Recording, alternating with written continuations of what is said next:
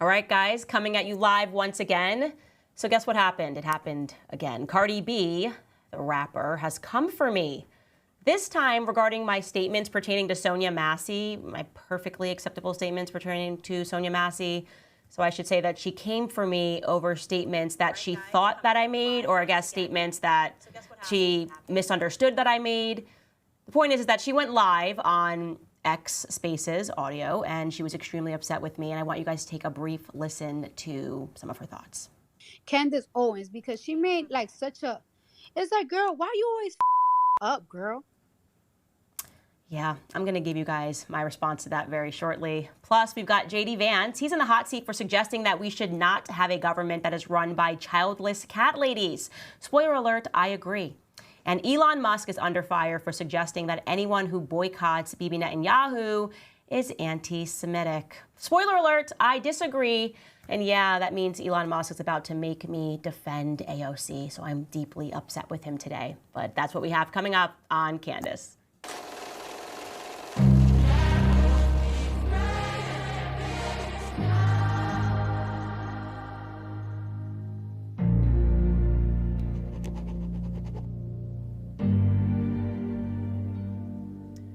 Okay, so let me jog your memory very briefly. I'm sure you guys have been paying attention since all the politicians are now speaking about Sonya Massey. So she was a black woman who was shot and killed in her home in Springfield, Illinois, after she phoned 911 and signaled that there was potentially a prowler at her house. So I will basically, we're not going to show you the clip again, but you can tell when you're watching the clip that she's out of it. The best way that I would describe it is that she looks to me like she's having an adverse reaction to medicine. You sort of hear these stories of people when they're on Ambien and they do sort of weird things. And that's kind of the best way that I could illustrate what I was watching in this clip.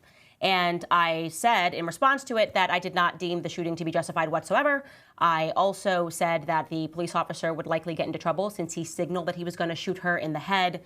And I then concluded that it is suspicious that these stories and these videos seem to conveniently be dropped to Black America every election cycle. Like we went from George Floyd, and right when it's election cycle, suddenly they start looking. It's like they just send out an email, like if you've got any videos that could upset Black America, that would allow us to sort of bang on this race narrative, please send them.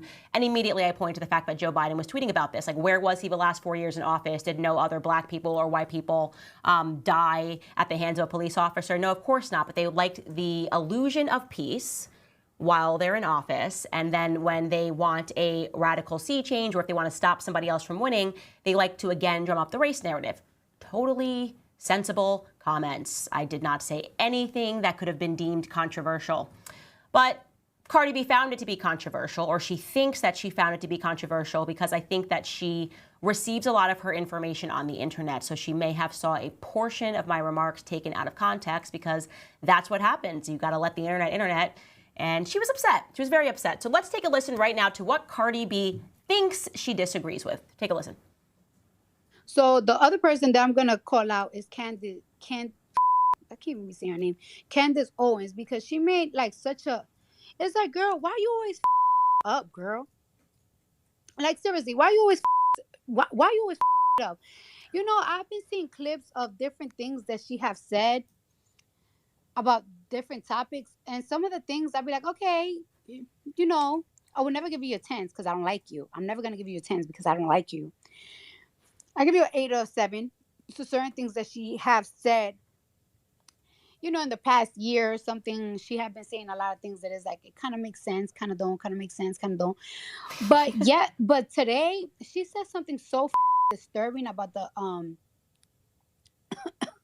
sorry, I'm choking a little bit. It's okay. She said something so disturbing about the Sonya Massey case. And it's just like, yo, why you always gotta it up? Why you always gotta it up? Like, why you always gotta take it there?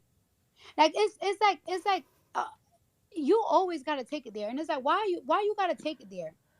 Like, for you to sit here and say that it's like, oh, we cannot blame everything on racial, not everything is racial. I know that this is sad, but this is not something racial. There's more white people that killed by the cops, and it's like, girl, shut up.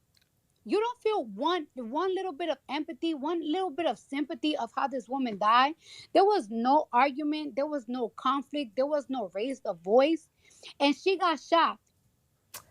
So that's a good place to stop before I let her keep speaking, because again, what tends to happen in these circumstances is Black America is routinely taught to just be upset and to be angry and to do exactly what Cardi B is doing. And this is why I always use her as an example, because she has a massive platform and she's saying things. She has no idea what she's talking about. She obviously did not listen to my full show. She did not listen to the full context. And yet she's leading people to believe that I've somehow justified the shooting of Sonya Massey, right? Because if you just listen to what she said, you would go, oh my gosh, Candace is effing ish up again. Candace must have gone on her show and been like, listen, guys, this is not about race. This is totally fine, and just showed no empathy toward the situation. And that is why people would deem her to be a useful idiot. That's why I say that they like to platform people that they suspect don't have enough education to research things on their own and will therefore just believe a headline or believe a short clip, and again, will not do any deeper research to see what exactly it is that that person said in their full context. So I'm just going to give Cardi B a portion of what I said that she definitively did not see, because I saw the same clip, which was edited intentionally, or I should say misedited intentionally, clipped intentionally in a way that tried to make it seem as though I was just out there defending what had happened to Sonya Massey. Here are my actual remarks, which oddly sound suspiciously a lot like what Cardi B was just saying there at the end. Take a listen.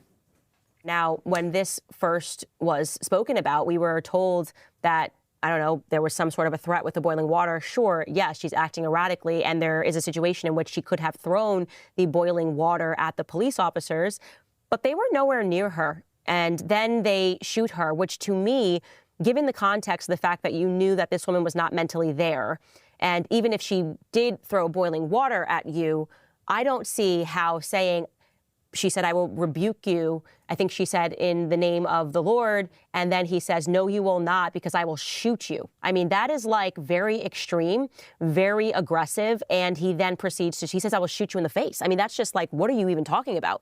Over a woman with boiling water. In my opinion, he should have simply used his taser if he felt threatened by the steaming water. Or if he felt that he absolutely had to use his gun, why didn't he shoot her in the foot? Or somewhere lower. This just did not seem like an appropriate response to me whatsoever. Now, parking that aside, of course, as I have said since the beginning of time, we can get out of there are mistakes that police officers are human beings. So you can very, very much see what I said there, and it certainly does not sound like I was trying to justify what happened. But what she's taking issue with, and the reason why they clipped me out, was that I, again, made it obvious to Black America, because a lot of Black Americans now watch this podcast and they're starting to see me in my full context, that you can start to just notice this sort of behavior. You'll start to see these trends ahead of an election season. There's going to be a story in which what they want Black people to do is to respond radically, irrationally, to be angry, to turn against each other, to burn down your own neighborhoods. And I said, don't let that be the circumstance. Do not allow people who have big platforms to convince you that this needs to be your issue that you need to go out and scream about. Instead, vote according to things that are going to actually matter. That's essentially what I said to Black America. And Cardi B then decides to be an example of exactly what I was warning against. Take a listen. And then it's like, okay, he didn't say nothing racial, right? He didn't say nothing like a racial slur and everything. But one thing for sure is that we definitely know that he knew in the back of his head, because she was a Black woman, that he was going to get away with it. Now, okay, let's pause that right there. So that is a nonsense, right? To say one thing that we definitely know is that he knew in the back of his head that she was a Black woman and he was therefore going to get away with it is just such a nonsense, which flies in the face of everything that we have seen since the dawn of BLM. To the contrary, you have police officers that are facing time in prison, like the Asian police officer and the Derek Chauvin, who had nothing to do with anything, who lost his entire life. He was basically new on the scene and happened to be there as they tried to apprehend George Floyd. It's the exact opposite, actually.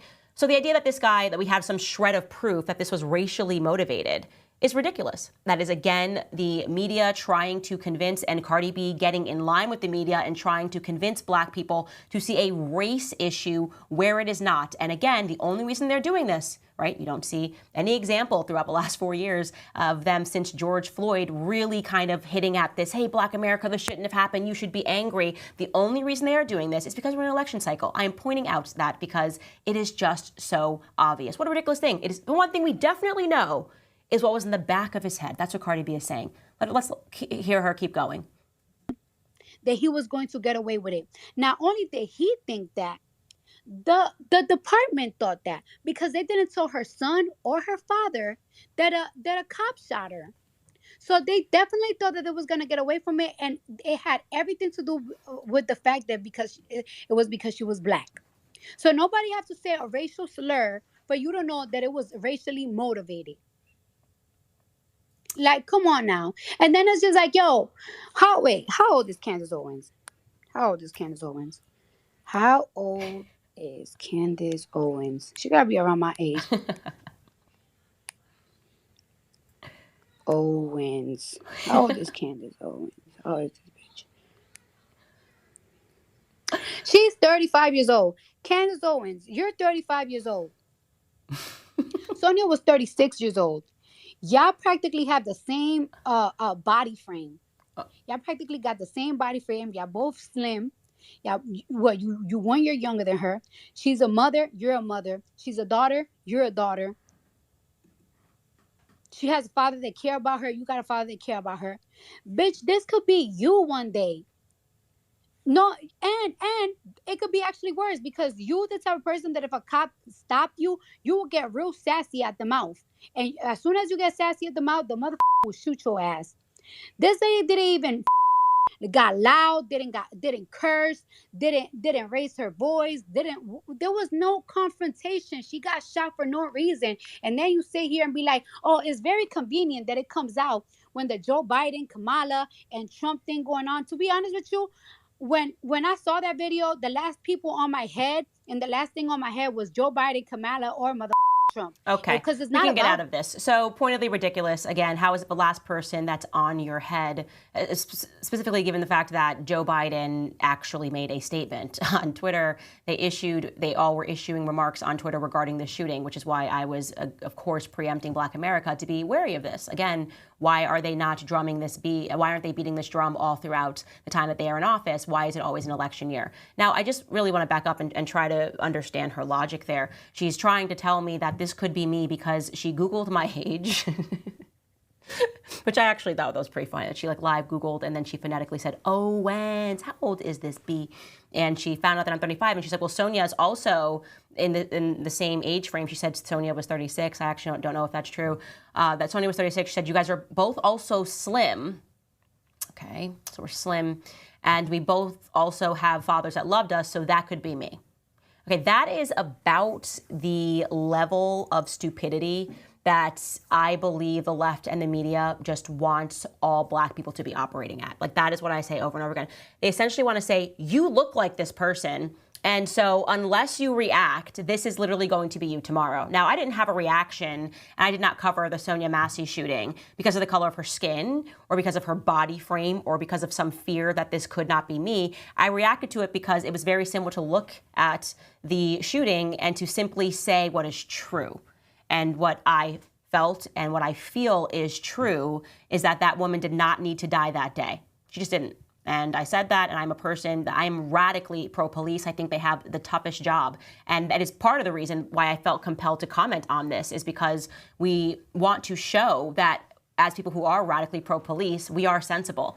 And there was no reason, again, in my conclusion, what I said instantly, that Sonya Massey had to die. And I knew that it was going to be used as an opportunity to delude Black Americans into thinking you're nothing more than the color of your skin. And so you must be reactive every time something goes wrong. So Cardi, I have to say, I will always hold a candle out for you. I really wish that the media would cover the things that I say about you actually on the show. It's only every time that we have some sort of a back forth or we disagree on something that the media tries to make it look like I hate you. Far from it. I feel badly that you keep being used by the media because they think that you're nothing but a stripper. Genuinely, I have said this over and over again, is that you don't even realize that you are a pawn in a game that is much more severe and much more sinister than you could possibly imagine. And I think that when you respond to these situations, Cardi, you're being genuine. I sense that genuinity in you. I say over and over again that when I saw you on Love and Hip Hop, it was clear that you were a star. And it was because of this perceived authenticity, this authentic factor that you have. And then it became clear to me very quickly thereafter that you were being used. You are still being used. You don't even know you're being used. You think you're coming at this heartfelt, and you're not actually. Your heart might be in the right place, but your emotions are being manipulated by people who are far more nefarious than you. And the irony, the absolute irony, that you would choose this week to come for me, actually, and obviously, I anticipate there will be a lot of headlines regarding my sit down tomorrow that will be airing tomorrow with Amber Rose. But you came up, actually. You came up. A discussion about you and where you are at developed between me and Amber Rose, and I just want you to see a little tidbit of that conversation right now. Take a listen. I can look at Cardi and she reminds me of myself. I know I can watch what she posts. I've seen other things that she said, and I'm like, that's me all day, every day. She's done Ellen. She's done all these like late night talk shows, and I've seen them. They're like, so you were a stripper? She's like, I'm an international superstar, you know? And like, that's the first thing they go to. They do the same exact thing to me. And I can tell in her voice, I've been there, yo. I promise you, I've been there so many times. And once I set myself free, and now I'm just able to just be who I want to be, whatever that is, even moving forward, she'll eventually get there. I do. I still have hope that you will eventually get there and that you will set yourself free, Cardi, from the industry, which is using you outside of what you can even comprehend, because they don't view you as someone who is educated. And that is all that I'm going to say on that topic. But speaking of education, you guys, I'm so proud to have Grand Canyon University as a sponsor of this show, because they are a private Christian university that's based in beautiful Phoenix, Arizona. They believe that they were endowed by our Creator with certain unalienable rights to life, liberty, and the pursuit of happiness. GCU's mission is to empower virtuous action through higher education by honoring your career, calling, your impact, your family, your friends, and your community. You can change the world for good by putting others before yourself to glorify God. Whether your pursuit involves a bachelor's, master's, or doctoral degree, GCU's online, on-campus, and hybrid learning environment are designed to help you achieve your unique academic, personal, and professional goals. The pursuit to serve others is yours. So find your purpose at Grand Canyon University. Private, Christian, affordable. Visit gcu.edu. All right, guys, we have a lot of stories to get into today. I don't know. The political scene has just been insane. Of course, we are, I guess, just a very short way away from Election Day. So that is the reason that they are just looking for narratives everywhere. And it seems like the left and the right are at each other's throats. But I'm starting to develop this perspective that actually the left and the right, depending on who you speak to, are the same. Maybe it's because so much of the conservative movement has been taken over by neocons, and the neocons have a lot of power, and virtually kind of what they want is the same when you actually think about it. But I'll save that rant for another day. So JD Vance, I have said I'm not entirely sure about him, but I'm very open to him on the basis of how he has voted in the Senate. Well, he is under fire. Of course, now they're crawling through everything that JD Vance has ever said. And they found something. The left struck gold. They found a clip of JD Vance from July of 2021 saying that the Democratic Party is being run by childless cat ladies. Take a listen to what he had to say. What I was basically saying is that we're effectively run in this country via the Democrats, via our corporate oligarchs, by a bunch of childless cat ladies who are miserable at their own lives and the choices that they've made, and so they want to make the rest of the country miserable too. And it's just a basic fact. You look at Kamala Harris, Pete Buttigieg, AOC, the entire future of the Democrats is controlled by people without children. And how does it make any sense that we've turned our country over to people who don't really have a direct stake in it?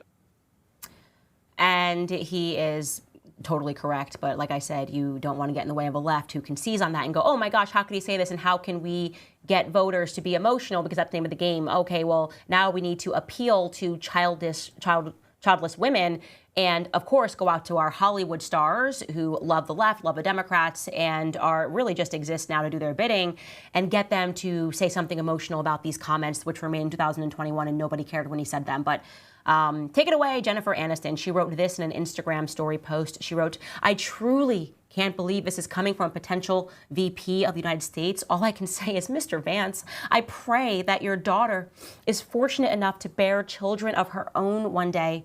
I hope she will not need to turn to IVF as a second option because you are trying to take that away from her too." Did I sell it? Did I do it the way Jennifer Aniston would have done it maybe in Friends? I don't know. I hope I did. I hope you guys are now realizing that you obviously can't vote for J.D. Vance because what he's clearly meaning is that if you struggle to have children, he doesn't want you running the country.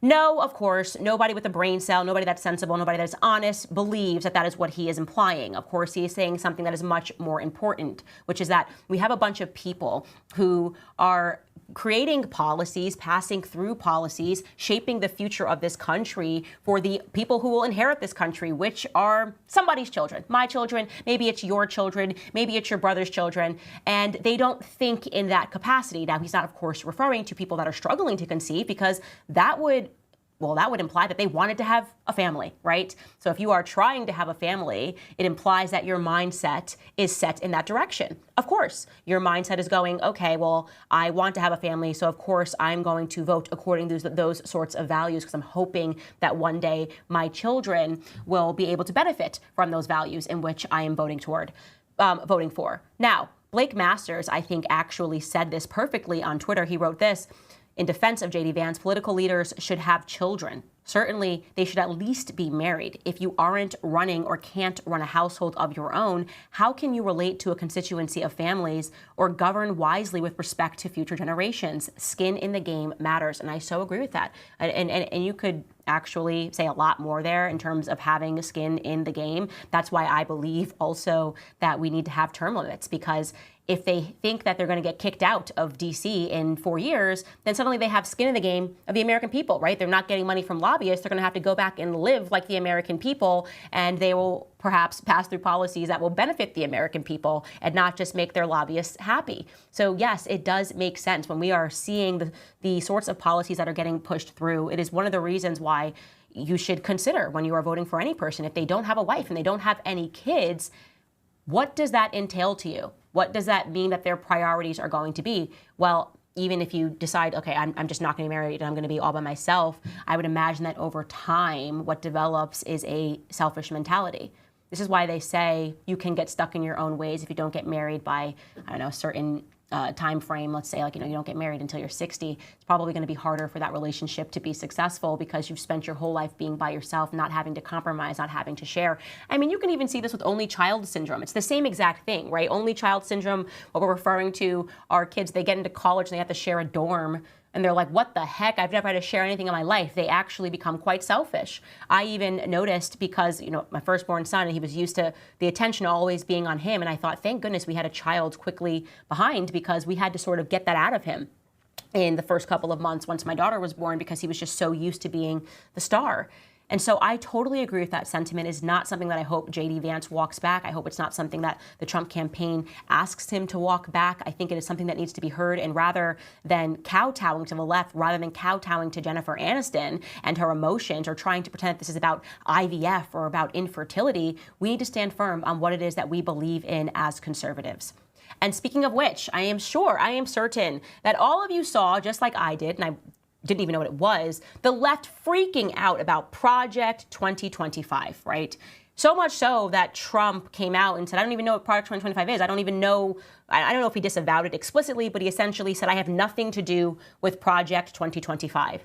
And that may be true. It is something that was put together by the Heritage Foundation, but I was quite shocked to see it trending over on X. I'm going, what is Project 2025? And so then I did just a little dabble, and I will tell you the document that they put together is about 1,000 pages. I certainly have not read it all. But as I just read the first couple of pages, and my sister told me that she read 103 pages of it, and she said, Candace, I'm not really sure what's wrong with 2025, the Project 2025.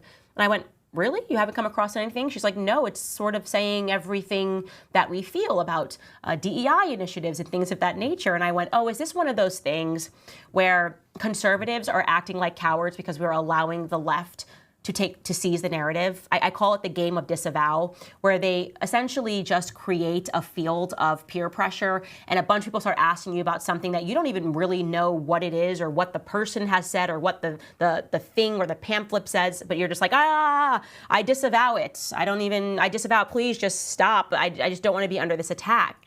That is not the right response whatsoever. It's not the right response. Rather, we should put them, make them say, actually, you tell me, what is Project 2025? And I'll tell you whether or not I support it or I don't support it. Let's go through it point by point. Put them on their toes. So I'm going to tell you, by the way, these are just a couple of bullets, and this is available on Wikipedia. So, Wikipedia is where it's so run by the left and run by the ADL that they're going to try to say the absolute worst things that they can about Project 2025 because they hate us. They hate conservatives. And I read through and I went, there's nothing in this Wikipedia entry that I disagree with. So under a worst case Wikipedia scenario, here is what they've got here. The philosophical outlook. The main Project 2025 document outlines 4 main aims: restoring the family as the centerpiece of American life, dismantling the administrative state, defending the nation's sovereignty and borders, and securing what they believe to be a key to a good life, which is found primarily in family, marriage, children, Thanksgiving dinners, and the like, the person who wrote this writes, and above all, in religious devotion and spirituality. What am I supposed to dislike about this? Have any conservatives said this? By the way, I haven't been paying attention. Have there been conservatives that have said Project 2025 is bad? Because maybe you should ask yourself whether or not they are conservatives. It goes on and says that inflation is ravaging family budgets, drug overdose deaths continue to escalate, and children suffer from the toxic normalization of transgenderism, with drag queens and pornography invading their school libraries. Again, is this not, I don't know, exemplary of our conservative positions? It goes on to say that climate change is something that Project 2025 advises a future Republican president to go further than merely nullifying President Biden's executive orders on climate change. It proposes abandoning strategies for reducing greenhouse gas emissions that are responsible for climate change. Yeah, because it's a scam.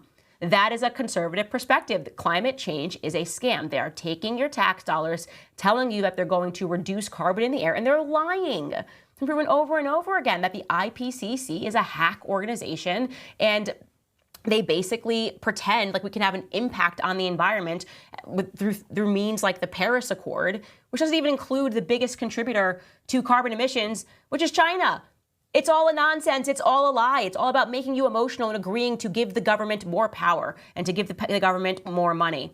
Oh gosh, it gets crazier. It says that under Foreign Policy tab that Project 2025 favors neither interventionism nor isolationism. Instead, it emphasizes that all decisions related to foreign policy must prioritize national interests. The horror. The horror. Now I see why people had to walk it back and say that how could we support this? That would make us conservative. I mean, I just don't get it. I mean, I sent a tweet. I'm like, guys, I'm sort of looking into this. Can somebody express to me why we're supposed to be pretending that this document is wrong?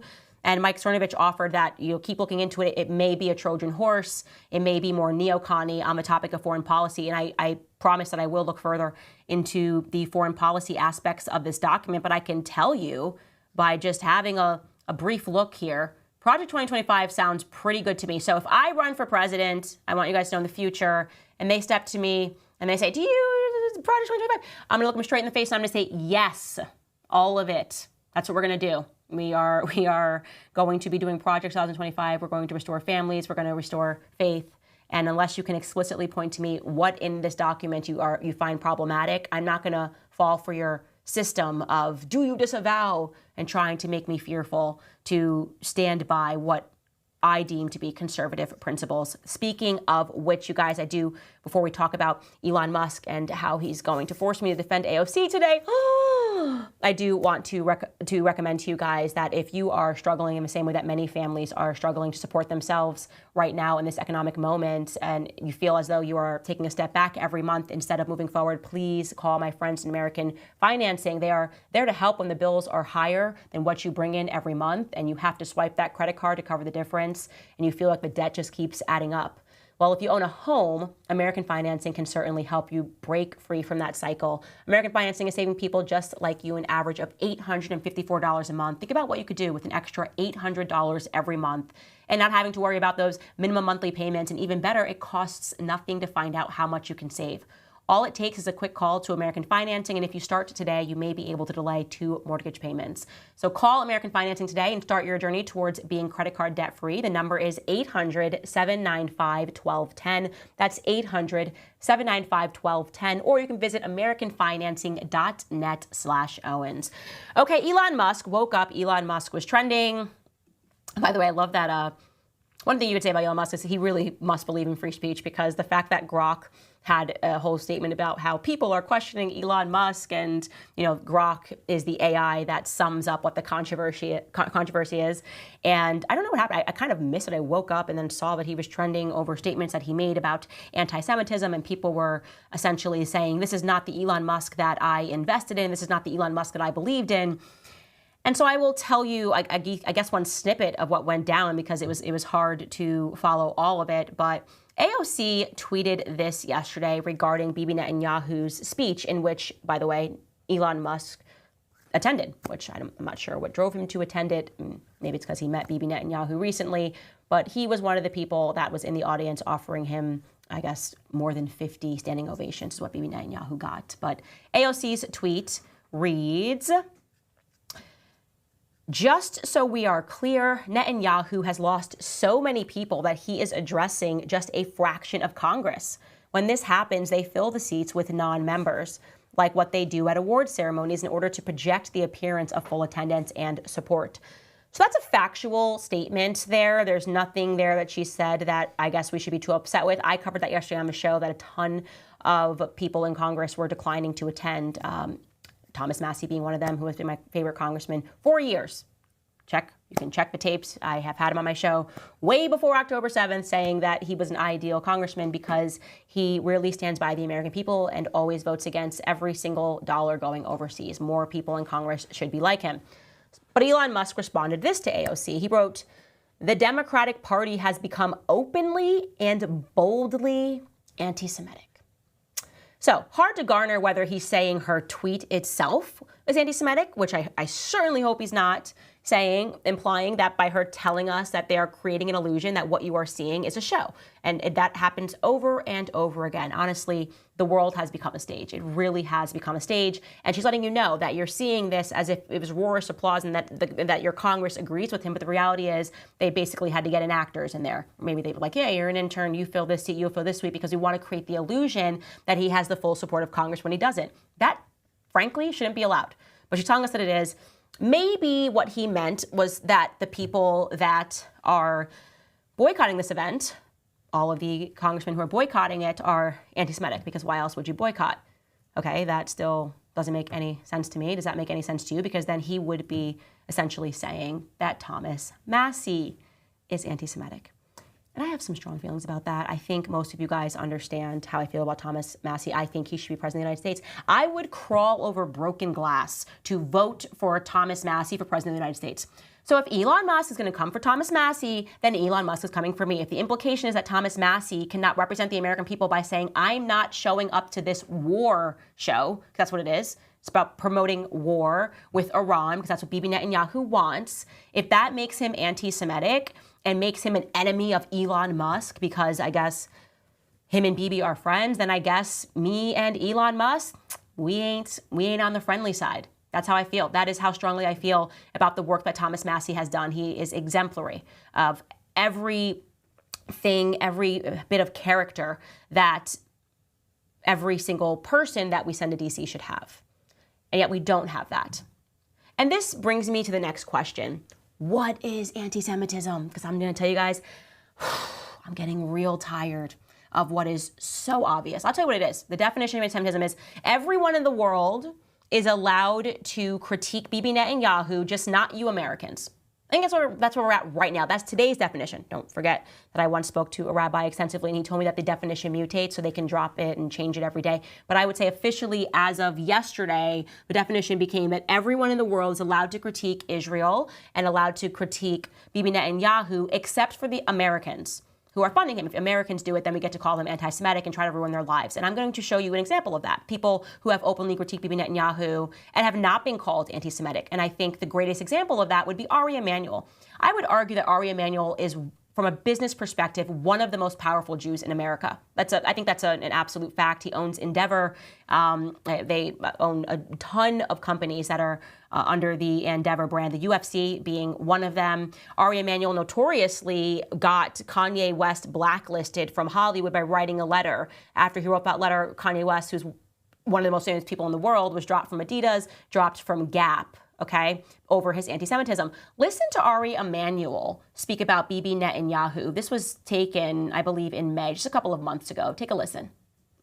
Netanyahu doesn't want a peaceful solution, and it's become clear that getting to a political solution and Netanyahu remaining in power are irreconcilable paths. Jews are not selfish people. We are a people whose Bible tells us to treat the stranger like one of our own, who should turn the sides of the corners of the field for the orphan and the widow, who should help. We are the ones that helped during the civil rights movement in this country, like when Andrew Goodman and Michael Schwerner gave up their lives for the cause in Mississippi on June 24th, 1964. We're charitable people, but Bibi Netanyahu is fundamentally selfish. The cost of giving this man what he wants has become far too great for far too many people. Reputations can be ruined a lot more quickly and easily than they can be repaired. And Netanyahu has tarnished a legacy that does not belong to him.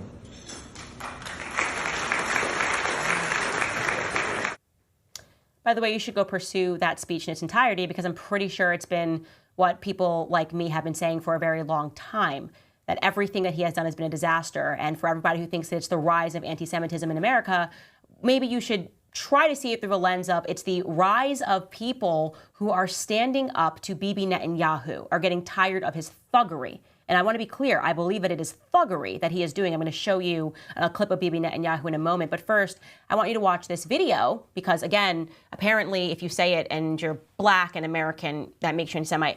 Ari Emanuel said it. I will wait, by the way, journalists, I watch every minute of this show for you guys to do what you do to me to Ari Emanuel. I better see like articles going crazy tomorrow about him being a raging anti-Semite Jew hater. I think that's the right language. But here's another video. This one is from back in 2002. A woman named Shulamit Aloni, I might be saying her name wrong. Was an Israeli politician. She founded the Rotz Party. She was also a leader of the Meretz Party. She served as the Minister of Education for a year. And in 2002, she was awarded the Israel Prize, which is the country's highest honor for culture. Here's what she said in a radio interview from 2002. Take a listen. Yours is a voice of criticism we don't often hear in the United States. Often when there is dissent expressed in the United States against policies of the Israeli government, people here are called anti-Semitic. What is your response to that as an Israeli Jew? Well, it's a trick. We always use it. When from Europe somebody is criticizing Israel, then we bring up the Holocaust. When in this country people are criticizing Israel, then they are anti-Semitic. And the organization is strong and has a lot of money, and the ties between Israel and the American Jewish establishment are very strong, and they are strong in this country. As you know, they have power, which it's okay. They are talented people, and they have power, money, and media, and other things. And their attitude is Israel, my country, right or wrong, the identification. And they are not ready to hear criticism. And it's very easy to blame people who criticize certain acts of the Israeli government as anti-Semitics and to bring up the Holocaust and the suffering of the Jewish people, and that justify everything we do to the Palestinians. So to be clear, those are her remarks, not mine. So if you want to attack, the media wants to attack her, that's totally fine with me. I'm just trying to figure out what is the definition of anti-Semitism, because I'm pretty sure that everything she just said would be categorized as anti-Semitic because she's criticizing the government that she served. To be clear, she was a far left politician, or at least that's how she's described online, is that she was a far left politician. But as I said, she was the Minister of Education for a year. So that means that Jewish Americans are allowed to critique Bibi Netanyahu. We have this woman who served in the Israeli government who's allowed to critique Israel. In case you're missing it, since our media never tells you this and they pretend that it's just an American issue or it's happening in the UK, there are protests, nonstop protests in Israel against Bibi Netanyahu right now. Here's a headline here. I could have showed you a video, but I'm just showing you here a picture. Israel protests, thousands rally against Netanyahu immunity. Okay, so everyone is, I guess, apparently allowed to criticize Israel, to rally against Netanyahu's immunity, so long as they are not a tax-paying American, I guess. Because we're allowed to critique our own government, we're allowed to critique Biden, we're allowed to critique Trump. But this, for whatever reason, is a no-go zone. They will try to ruin your entire life. The media will come after you. And she alleges that they have power in media. I'm not alleging that, but I can say that I definitely am seeing a concerted attack on me, as if there's a hit on me in the media for simply not agreeing with Bibi Netanyahu. And I will tell you the reasons why I don't. I've been very explicit about this. I don't like his thuggery. I don't like the way he speaks about America. I think it is absolute trash that you have people on the right that pretend that they care about free speech, they care about national sovereignty, that they care about the conservative movement, and then they will completely ignore the things that Bibi Netanyahu is on record saying about Americans, pretending like he's just got us in the bag, like we have no say in what's happening in our government, threatening if they boycott us, well, they will themselves be boycotted. We're passing laws in America. I'm going to show you a clip of Bibi Netanyahu, and then I will tell you what it says in English, plus show you a tweet to follow it. But let's just play it first and foremost. It's here in Hebrew. מי שיחרים אותנו מוחרם בעצמו. בשנים האחרונות קידמנו בארצות הברית, ויש כבר ברוב המדינות שם, חוקים שמי שמחרים את ישראל נענש בעצמו. אז זה לא יעזור להם, אנחנו לא מתרגשים מזה, ואנחנו נלחמים בזה. So you can see that was shared on his Twitter feed, and their language was under it. But in case you're listening to Spotify, he says, and he sounds a bit like a thug in the way that he's moving, whoever boycotts us will themselves get boycotted. In the last few years, we have promoted in the USA, and there are now laws in most states here, that anyone who boycotts Israel will themselves be punished. So it won't help them. We don't care, and we are fighting it. And that was backed up by the official Israel account's tweets, Prime Minister Benjamin Netanyahu. And then they restate what he says: whoever boycotts us will be boycotted. The UN Human Rights Council is a biased body that is devoid of influence. Not for nothing, I have already ordered the severing of ties with it. It was also not for nothing that the American administration has taken this step together with us. In recent years, we have promoted laws in most states which determine that strong action is to be taken against whoever tries to boycott Israel. So why would Israel be allowed to promote laws in the United States of America? Help me out, conservatives. You guys are all so fearful. You're a bunch of scaredy cats. I can't stand it. And it makes me sick because the majority of people are men. And that's what we're dealing with right now. We're dealing with men that are terrified of being canceled. Like, that's the men. Like, a couple of generations ago, men were willing to go die for their country. Now you have men that don't even have the nerve to tweet, to say, this is not acceptable. I don't care what country it is. I don't care if it's Zelensky. I don't care if it's Netanyahu. I don't care if it's whoever's running the Taliban at this moment. No leader of a foreign country should speak like that about laws in America. That's what it means to have sovereignty. That is what it means. We want sovereignty, okay? It's not anti-Semitism. It's not Jew hatred. It's I demand sovereignty. And for every leader, every commentator who can't say that, can't make that statement, step aside.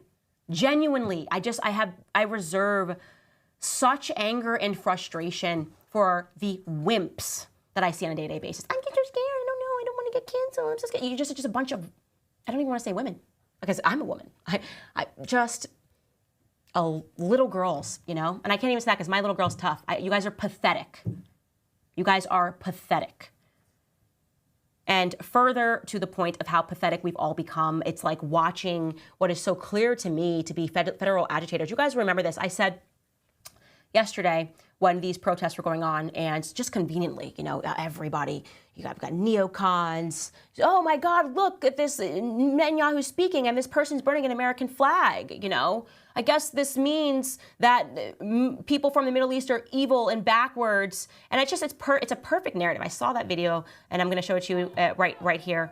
These two people, not even wearing a mask, not covering their faces, just boldly holding a Palestinian flag, dancing, and setting it on fire. And I thought, how odd. How odd is this video that a person wouldn't even cover their face and would do this? I don't care. I know there's crazy people on the left. I know there could be really crazy people on the far right as well, okay? There's like the horseshoe theory that anything too far, they just kind of become the same. But that takes some courage. Like, you don't even care. Your face is not covered. You're dancing, you're holding this flag, and you know that news cameras are trained on you. Post January 6th, when you saw people locked up for doing way less, I don't buy this. So I did something that I've done a few times, and I've always been successful. I just say, hey, any information regarding this person, please send it to me. Not because I'm going to try to get this individual arrested. Look at this person right here. But because I just want to make sure if this is actually an American and this is not a federal agitator of some description that is trying to get people to break the law, just like we saw on January 6th, just like we saw with Ray Epps, okay? Who is this person wearing sunglasses and dancing around? And would you believe it if I told you that that post got 15 million views and not a single person was able to confirm who that individual was? Not a single person has been able to confirm who these people are that showed up with gasoline and lit a fire right near the Capitol building. So we got the reaction to it, which is, we're supposed to be thinking, oh my gosh, Palestinians are awful. Now, I guess whatever Bibi Netanyahu wants to do over there is totally fine, and we should no longer critique it. So, wow, that's lucky. By the way, question, I don't know, here I am going down with my common sense. Why are they burning an American flag as opposed to an Israeli one? Oh, it's because we're trying to get Americans on our side, right? The neocons, the far, everyone is playing Americans right now. That's true. We are being played. The world is a stage. All of this is performative. It is not real. It is just not real. Can't find who those individuals are. So until somebody identifies who this person is dancing, holding a Palestinian flag, then I'm going to go ahead and say that appears to me to be a federal agitator. And what are they trying to agitate? The situation of Americans being gun-ho about going to war with Iran. I've been saying this to you for years. And now you had Bibi Netanyahu, who actually said in his speech yesterday that, they tried to kill Trump. And if they're successful in killing Trump, he really said this, guys, if they're successful in killing Trump, I hope you guys will respond to Iran. Now, Trump shared this on Truth Social, and I thought, I don't know, Trump, that kind of sounds like a threat. I don't know. I'm not liking that language. If they're successful next time in killing Trump, I hope that Americans will go to war with Iran. Wake up, Donald Trump. That doesn't sit right with me that he would say that. That's very strange that they're saying that Iran tried to kill you. That seems like a very strange thing for Iran to try to do in Butler, Pennsylvania ahead of your election. Okay? So I'll put our thinking caps on. I've been saying for years they want to go to war and they will do anything for it. And by the way, in case you're not keeping score for all the reasons they're telling you that you must support Bibi Netanyahu, it does tend to be the circumstance that every time Bibi Netanyahu shows up in America and suggests that we need to go to war with a country, we instantly go to war with the country. Take a look at this compilation. If you take away the Soviet Union and its chief proxy, the PLO, international terrorism would collapse. If you take out Saddam's regime, I guarantee you that it will have enormous positive reverberations on the region. Obviously, we like to see a regime change, at least I would, in Iran, just as I would like to see in Iraq. The question now is a practical question. What is the best place to proceed? It's not a question of whether Iraq's regime should be taken out, but when should it be taken out? It's not a question of whether you'd like to see a regime change in Iran, but how do it... Are there any other nations that you would recommend that the United States launch preemptive attacks upon at this point? The answer is categorically yes. The two nations that are vying, competing with each other, who will be the first to achieve nuclear weapons, is Iraq and Iran. But a third nation, by the way, is Libya as well. Libya is trying very rapidly to build an atomic bomb capability. So you have here now three nations. All stand together to stop Iran's march of conquest, subjugation, and terror.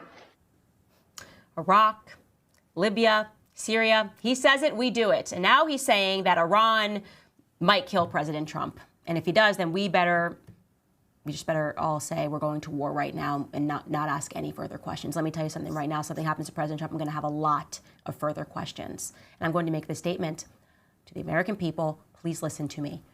Do not send your sons and daughters to fight in this planned war. They have been planning this war for years, okay? Do not believe them when they say they have weapons of mass destruction. They have been trying this strategy for years in various countries that they want war with, okay? Stop letting these elite oligarchs, very small group of them that benefit from these never-ending wars, allow you to be deluded into emotionality and irrationality and to allow your children to die on foreign soil. Not a single American daughter or son is going to die overseas for this planned war. Make that commitment. Genuinely make that commitment to yourselves. All right, guys, let's get into some of your comments here. Let me jump into the chat, the live chat here, and see what you guys have going on. Do you guys agree with me? Here is what we have. This person says, Christ is King. Thank you, sorry, for the tip. And also thank you to all of you guys who went over to Club Candace and purchased Standis cups. For those of you that are supporting the show on Locals, if you're not, please go to locals.com. Literally, you can give $1 a month if that's all that you can do to keep us free so that we can say what we want and so that we don't become beholden to the same trash lies that so many organizations are held to, because there is no freedom of the press. There is only the financial swaying of the press. Okay. Jumping back into the comments again, we have Tones. He writes, the left criticizes Amber Rose now that she's a Trump supporter, questioning her credibility due to her past actions like a forehead tattoo and a slut walk. They ignore that she did this as a leftist. Yeah, I think it was so ridiculous. I mean, she wasn't up there saying she's a Christian. She wasn't up there saying that she was running for office. She was just saying that she had that moment, and I had that moment many years ago, where she woke up to the fact that she was being lied to. And that is where you want people to get to. We want everyone to get to that moment. And when they do get to that moment, let's not punch them straight in the face by calling them sluts. Okay? Because I'm totally fine if a slut wakes up one day and changes their mind. I'd have no problem with every OnlyFans model in the world woke up one day and realized the media was lying to them and deluding them. That awakening happens for different people at a different time. Talia says, thank you so much for discussing Project 25, a woman that stands on her word. Yep, I wish we just had a few more men in politics that could do that, but maybe politics attracts a specific kind of man. Maybe there's that. This person, F6 AIM, writes, Candace, any thoughts on the work or influence of Bertrand Russell? Curious about your opinion. I'm 18 and have a tendency to be self-conscious and meek. How do you deal with that? I would say that the best way to deal with that is to just continue reading and knowing that it's okay to explore your ideas. You don't need to know right from wrong immediately when you're 18 years old, but having the courage to be who you are, I think, is important, because I think the world is constantly trying to make people self-conscious, like just to subscribe to groupthink. What does the group think about me? What does the group think? Oh, the group says that feminism is good, so I better not go against feminism. I hate that. So it's the fact that you're even asking questions and watching the show, you're probably on the right track. This person says, I know this sounds crazy, but I'll be the one to run in 2028, 2032, or 2036. Is it a coincidence that my name is Donald? No. Bro says, defund Hollywood, the mainstream music industry, and the corrupt news stations pushing the agenda and the overall lies. Thank you for what you do, Candace. Christ is King. By the way, you guys, Minect is blowing up. You guys know that you can find me if you want to ask me a question, and I can answer you on voice audio. You can just find me on Minect.com. That's like MINNECT.com. This person says, why would you give Cardi B, this is Smokey, any attention? She is a dancer. She only knows how to sell herself. Unfortunately, people idolize that over intelligence.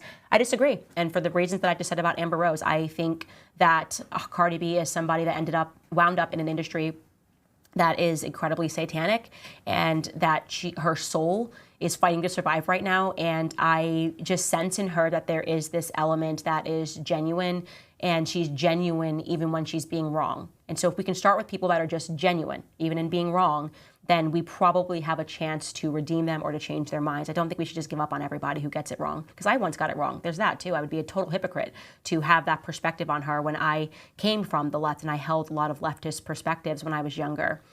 Grant Brown writes, I feel like I watched two different versions of the Biden speech, one on your live stream and the one on other channels. Anyone experienced the same thing? That's very funny, because somebody emailed me and I didn't pull it yet, but they said, Candace, they changed the speech thereafter. Did you recognize this? I have not looked into it at all, but maybe people in the live chat can answer your question as to whether or not they held that same perspective. But I think we all agreed that, as you're asking, Grant, it just seemed very, very bizarre. The whole thing just felt very bizarre. This person, thank you, Shiley, for the compliment. This person writes, I would love to see a Candace Owens times Trevor Noah interview, possibly even Dr. Umar. Trevor Noah would never do it. He would come apart because he is such a fraud. He's an absolute fraud. Even looking into his background and where he comes from, I mean, the whole thing is just so fraudulent. His whole story about how he grew up, he's leaving a lot on the table. You should ask Trevor Noah more about his dad. He doesn't talk often about his family. I would dig into that if I were you. This person says, Mitt Romney, the potential VP for Kamala. Thoughts? I think he's a committed leftist. Why not? It's a great ticket. Romney, Kamala, two people that are going to tear this nation up. This person, lastly, Chelsea writes, Candace, please interview Liz Crokin. She opened the case on Pizzagate and gets into the Hillary, Obama, and Podesta emails. She also has knowledge on spirit cooking and Maria Abramovich. I would love to see you do a piece on this. Maria Abramovich is utterly satanic, and every celebrity that wants anything to do with someone like that is someone that I would not trust. I never looked into Pizzagate, but I did see those emails, and they were extremely weird. And that was what I think one of the reasons that Julian Assange got into so much trouble, was by making those emails public. And for people that are just waking up, you should go back and read those emails. It's something very strange going on. Nothing made sense in those emails, but what they actually meant, I have no idea. But I'm always looking for people to interview on this show. By the way, you guys, we did the Hot Wing Challenge. We're doing a hotter wing available on Locals. We are going to do that right now with the crew, because I promised people on Locals that I would introduce them to my crew, as well as then try to kill my crew with hot sauce, because that's what somebody who's loving does. They try to kill their crew. So if we're not here tomorrow, it's because we died. But just kidding. We'll be having the Amber Rose episode air tomorrow. Again, head to locals.com, support us and our independence, or head to clubcandace.com and buy the new Standis cup. It is a gray edition, and it, of course, my favorite expression that Andrew Tate says. Can you run that expression? Do you have that, Sky? Oh, yeah, we got it. Yeah, let's run it. Don't care. Built different. Don't care. Don't care, built different. That's my perspective on being a conspiracy theorist, as they call us. We got to embrace it. Don't care, built different. We're going to ask all the questions, you guys. Tomorrow, again, we will have Amber Rose, and I will see you guys then.